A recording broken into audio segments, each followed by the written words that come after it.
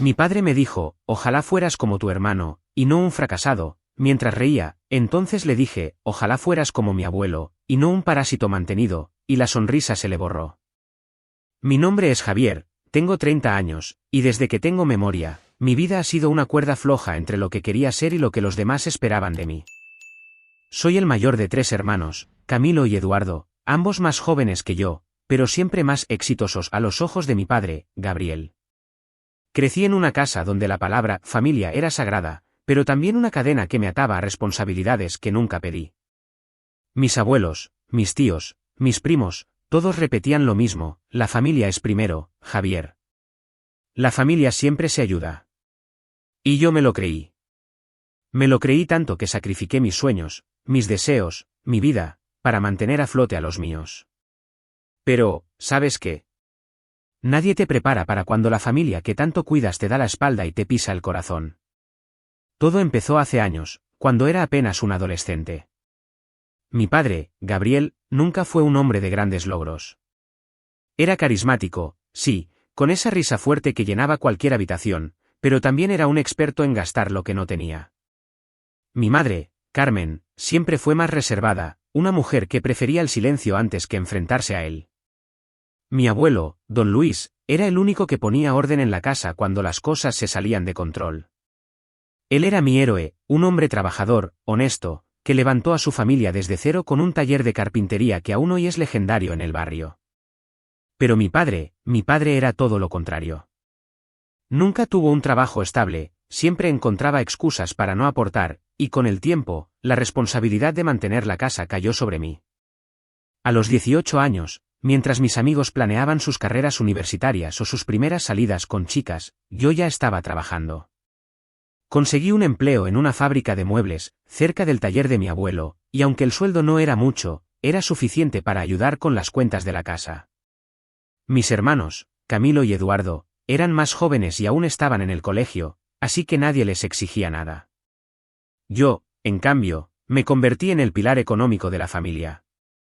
Mi madre me lo agradecía con pequeños gestos, un plato extra de comida, una sonrisa cansada.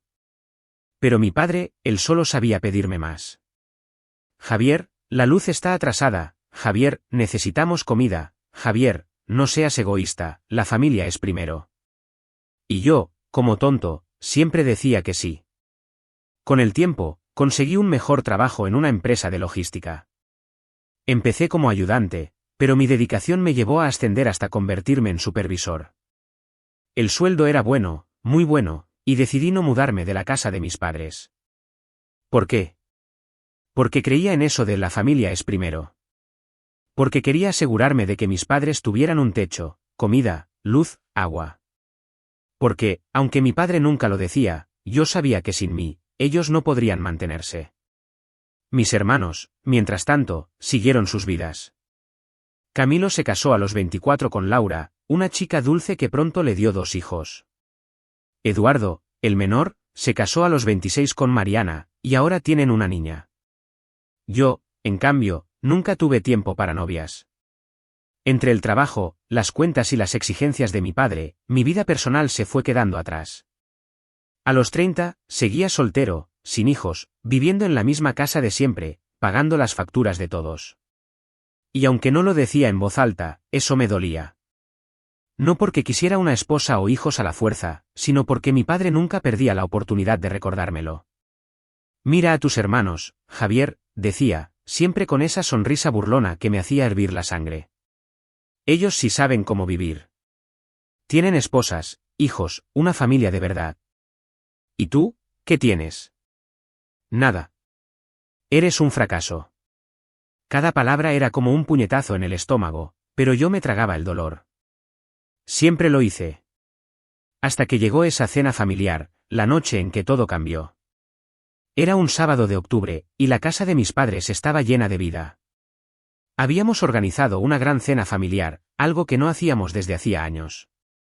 Estaban todos, mis abuelos, don Luis y doña Rosa, mis tíos, con sus esposas e hijos, mis primos, algunos con sus parejas, mis hermanos, Camilo y Eduardo, con sus familias, y, por supuesto, mis padres. Éramos más de 20 personas, todos apretados en el comedor y el patio trasero, con mesas improvisadas y sillas traídas de quién sabe dónde. La casa olía a comida casera, arroz con pollo, empanadas, sancocho, todo preparado por mi madre y las esposas de mis hermanos. El ambiente era alegre, lleno de risas, música y conversaciones. Pero yo, desde que llegué, sentí un nudo en el pecho. No era la primera vez que estaba rodeado de mi familia, pero esa noche fue diferente. Todos, absolutamente todos, tenían a alguien a su lado. Mis primos, algunos más jóvenes que yo, llegaron con sus novias o esposos. Hasta un primito que asistió, un niño de 12 años, apareció con una novia de su escuela, lo que provocó risas y bromas de todos. Yo era el único que estaba solo. No había pareja, no había hijos, no había nadie que me acompañara. Y mi padre, como siempre, no tardó en notarlo. Javier, mírate, dijo Gabriel, levantando su vaso de aguardiente mientras todos lo miraban. Hasta el pequeño Juanito tiene novia, y tú, con 30 años, sigues solo. ¡Qué pena, hombre! La mesa estalló en risas. Mis tíos, mis primos, hasta los niños se rieron. Mi madre bajó la mirada, incómoda, pero no dijo nada. Camilo y Eduardo se unieron a las burlas, como siempre hacían. Hermano, ya es hora de que consigas a alguien, dijo Camilo, dándome una palmada en la espalda que no sentí amistosa. Sí, Javier, no seas el solterón de la familia, añadió Eduardo, guiñándole un ojo a su esposa. Yo sonreí, o al menos lo intenté, pero por dentro estaba destrozado. La cena continuó, pero las burlas no paraban. Cada vez que alguien hablaba de su pareja o sus hijos, mi padre encontraba la manera de lanzarme una pulla. Javier, cuando vas a darnos nietos, Javier, no te cansas de estar solo, Javier, tus hermanos sí que saben cómo hacer las cosas bien. Cada comentario era como una gota que llenaba un vaso ya a punto de desbordarse. Pero yo me mantuve en silencio, como siempre. Hasta que llegó el momento de los brindis. Uno por uno, todos levantaron sus vasos para decir unas palabras. Mi abuelo habló de la importancia de la familia, mi madre agradeció a todos por estar allí, Camilo y Eduardo hablaron de sus esposas e hijos con orgullo. Y entonces llegó el turno de mi padre. Se puso de pie, con esa sonrisa arrogante que tanto odiaba, y empezó a hablar. Qué lindo momento en familia, dijo, mirando a todos con una expresión de satisfacción. Verlos a todos con sus parejas, con sus hijos, me llena de orgullo. Saber que esta familia crece, que todos han encontrado su camino. Bueno, casi todos. Hizo una pausa, y su mirada se clavó en mí. La única decepción es mi hijo, Javier. Con 30 años y nada que mostrar. Ni esposa, ni hijos, ni nada. Ojalá fueras como tus hermanos y no un patético fracasado. El silencio que siguió fue roto por las risas. Todos rieron. Mis tíos, mis primos, mis hermanos, hasta los niños. Mi madre, una vez más, no dijo nada. Yo sentí que el mundo se me venía abajo. Mi cara ardía, mis manos temblaban, y algo dentro de mí se rompió. No podía seguir callando. No esa vez.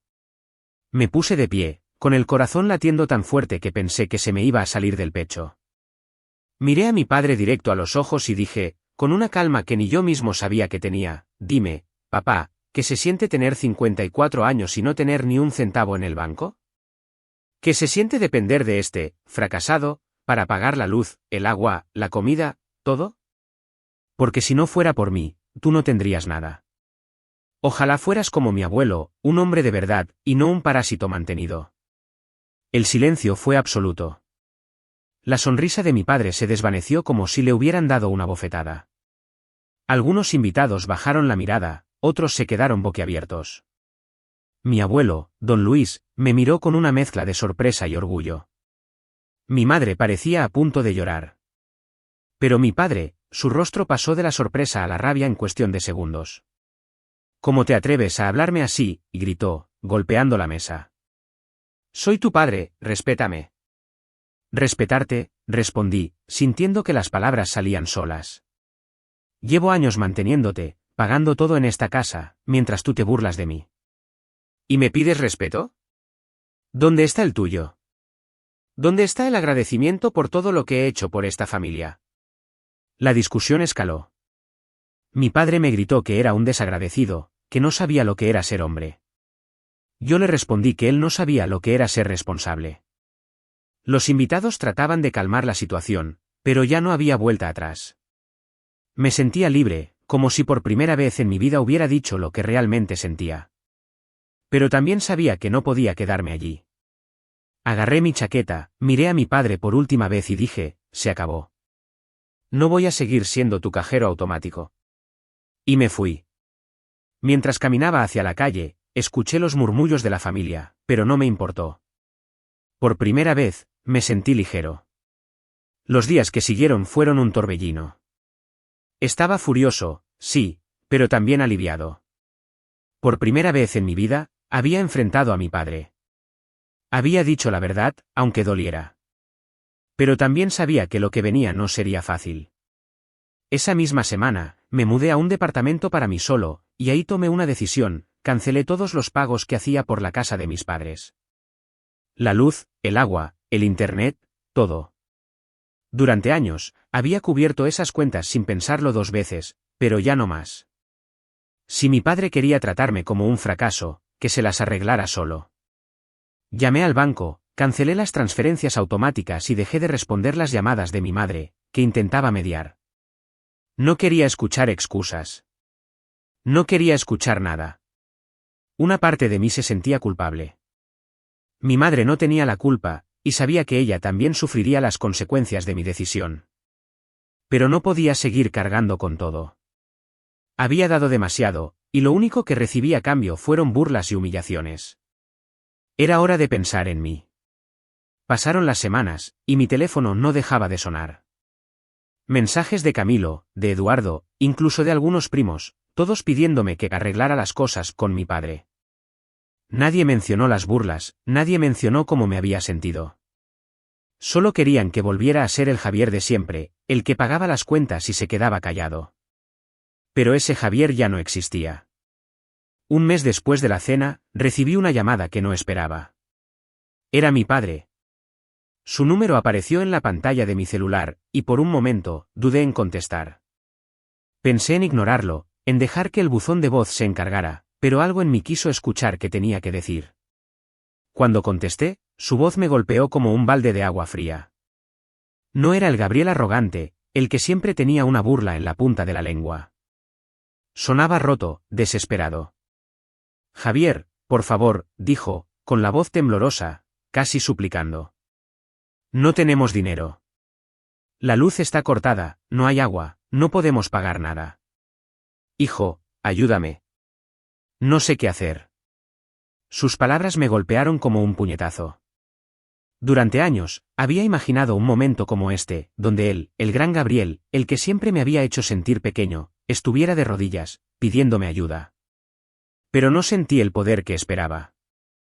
En cambio, una tormenta de emociones me apretó el pecho, tristeza, porque a pesar de todo, seguía siendo mi padre, y rabia, una rabia ardiente, porque incluso en su desesperación, no había una gota de arrepentimiento en su voz. Solo súplicas, como si yo fuera su salvavidas, como si tuviera la obligación de rescatarlo después de todo lo que me había hecho. Ayudarte, dije, con la voz fría, aunque por dentro me temblaba todo. ¿Tú me pides ayuda, papá? ¿Después de todo lo que me has dicho? ¿Después de llamarme fracasado, patético, inútil frente a toda la familia? Ahora vienes a suplicarme. Hubo un silencio al otro lado de la línea, pero lo escuché respirar, como si estuviera buscando palabras. Javier, no seas así, murmuró, con un tono que intentaba ser autoritario pero se quebraba. Soy tu padre. Tienes que ayudarme. La familia es primero, ¿no te enseñamos eso? Eso fue como echarle gasolina al fuego que llevaba dentro. La familia es primero, repetí, casi riendo de la ironía. ¿Y dónde estaba eso cuando te reías de mí en la cena? Cuando me humillaste frente a todos, diciendo que ojalá fuera como Camilo o Eduardo. Cuando me llamaste fracasado porque no tengo esposa ni hijos, mientras tú vivías de mi dinero. Dime, papá, ¿dónde estaba la familia entonces? Javier, no hagas esto más grande de lo que es, respondió, y su voz tenía un dejo de impaciencia, como si quisiera recuperar el control. Eres mi hijo, tienes que respetarme. Siempre te di un techo, comida, todo lo que necesitabas. Y así me pagas. Lo que dije en la cena fue solo una bromita, y tú te lo tomaste en serio. Bromeabas, repliqué, sintiendo que las lágrimas me quemaban los ojos, aunque no las dejé salir. ¿Llamarme patético frente a toda la familia es una broma? ¿Decirme que ojalá fuera como mis hermanos es una broma? ¿Hacerme sentir que no valgo nada, mientras yo pagaba tus cuentas, es una broma? No, papá. Ya no más. No voy a seguir siendo tu cajero automático para que me sigas humillando. Colgué el teléfono antes de que pudiera responder. Mi corazón latía con fuerza, y mis manos temblaban. Me senté en el sofá, mirando la pared, tratando de procesar lo que acababa de hacer. Una parte de mí quería volver a llamarlo, decirle que lo ayudaría, que todo estaría bien. Pero otra parte, la que había soportado años de burlas, de humillaciones, de ser el blanco de sus risas, me decía que había hecho lo correcto. Por primera vez, estaba poniendo límites. Por primera vez, estaba diciendo no. Los días siguientes fueron un silencio ensordecedor. Mi padre dejó de llamarme, pero mi madre empezó a hacerlo. Sus mensajes eran cortos, llenos de tristeza. Javier, habla con tu padre, decía. No podemos seguir así. Yo no respondía. No porque no quisiera, sino porque no sabía qué decir.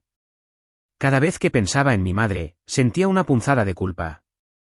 Ella no había sido la que se burló de mí, pero su silencio, su incapacidad para defenderme, también me había herido. Y sin embargo, no podía evitar preocuparme por ella. Sabía que estaba atrapada en una situación que no había elegido, viviendo con un hombre que nunca había asumido su responsabilidad. Un par de semanas después, mi madre me llamó de nuevo. Esta vez, no pude ignorarla. Su voz sonaba más débil de lo habitual, como si estuviera a punto de romperse.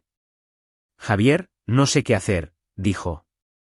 Tu padre no tiene trabajo, no tenemos nada. Camilo y Eduardo no quieren ayudar, dicen que tienen sus propias familias. Yo no quiero molestarte, hijo, pero, no sé cómo seguir. Esas palabras me rompieron. Mi madre no tenía la culpa de las decisiones de mi padre. Ella había sido una víctima más de su irresponsabilidad, igual que yo. Pero a diferencia de él, ella siempre había estado ahí, en su manera silenciosa, intentando mantener la paz, aunque no siempre lo lograra. No pude soportar la idea de dejarla en la calle, de dejarla sufrir por los errores de Gabriel. Mamá, ven a mi apartamento, le dije, casi sin pensarlo. No tienes que quedarte con él. Puedes quedarte conmigo hasta que las cosas se arreglen. Ella dudó. Escuché su respiración entrecortada al otro lado de la línea, como si estuviera luchando consigo misma.